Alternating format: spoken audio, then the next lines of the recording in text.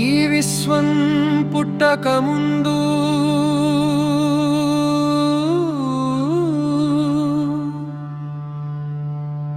కాలం లేదు, దిక్కులు లేవు, నక్షత్రాలు లేవు, భూమి లేదు, ఆకాశం లేదు, శబ్దం లేదు.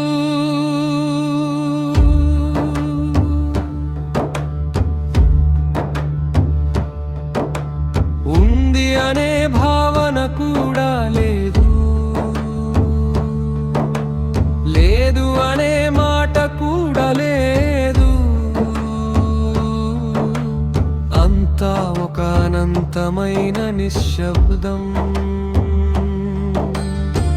కళ్ళు మూసుకుని ఊహించు చీకటి కూడా కానీ, వెలుగు కూడా కానీ, ఒక తెలియని స్థితి అదే ఆది. అక్కడ జనన లేదు, మరణం లేదు, నీ సృష్టి లేదు, లయం లేదు. కానీ ఆ నిశ్శబ్దం లోపల ఒక శక్తి నిద్రపోతూ ఉండేది. ఆ శక్తికి రూపం లేదు, పేరు లేదు, పురుషుడు కాదు, స్త్రీ కాదు, కేవలం చైతన్యం. అనంతకాలం నిశ్శబ్దంగా ఒక క్షణం తాను తాను తెలుసుకోవాలని అక్కడే మొదలైంది తొలి స్పందన.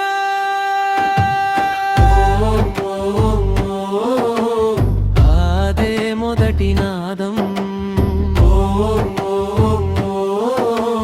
నిశ్శబ్దం కంపించిన గీతం, శూన్యం తరలిన వేళ,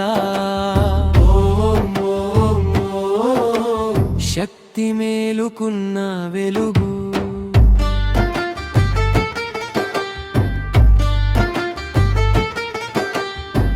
ఆనాదం నుంచి వెలుగు పుట్టింది, కోట్ల సూర్యుల కంటే ప్రకాశంగా. ఆ వెలుగు మధ్యలో ఒక మహాశక్తి రూపం ఏర్పడింది. ఆది యోగి, ఆది చైతన్యం, ఆది శివుడు. శివుడు పుట్టలేదు ఎందుకంటే ఆయన ఎప్పటి నుంచో ఉన్నాడు. ఆయనే శూన్యం, ఆయనే అనంతం, ఆయనే మొదలు, ఆయనే ముగింపు. శివుడు కళ్ళు తెరిచినప్పుడు కాలం మొదలైంది. ఆయన శ్వాసలో గాలి పుట్టింది. ఆయన నడుమ అగ్ని పుట్టింది. ఆయన నాదంలో ఆకాశం పుట్టింది. ఆయన చెమటలో నీరు పుట్టింది. ఆయన శక్తిలో భూమి యొక్క విత్తనం పుట్టింది. ఇలా పంచభూతాలు ఆవిర్భవించాయి. కానీ విశ్వం ఇంకా ఖాళీగానే ఉంది. లోకాలు లేవు, జీవులు లేవు.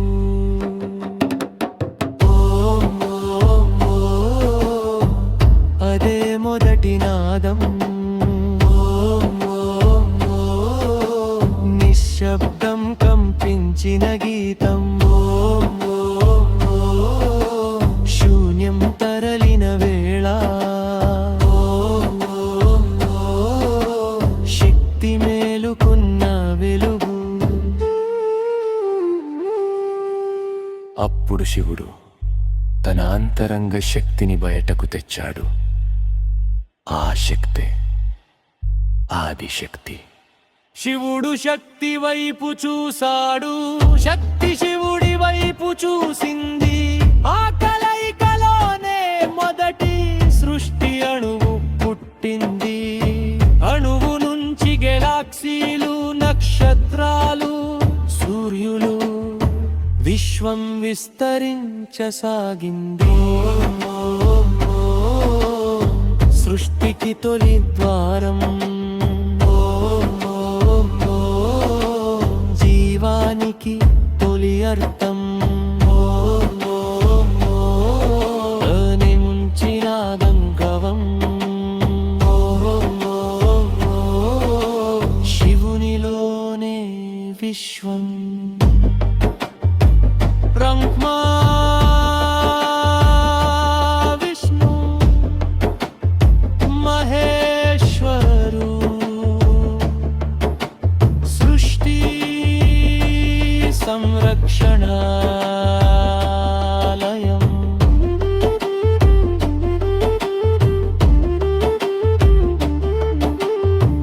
మొదలైంది లోకాల నిర్మాణం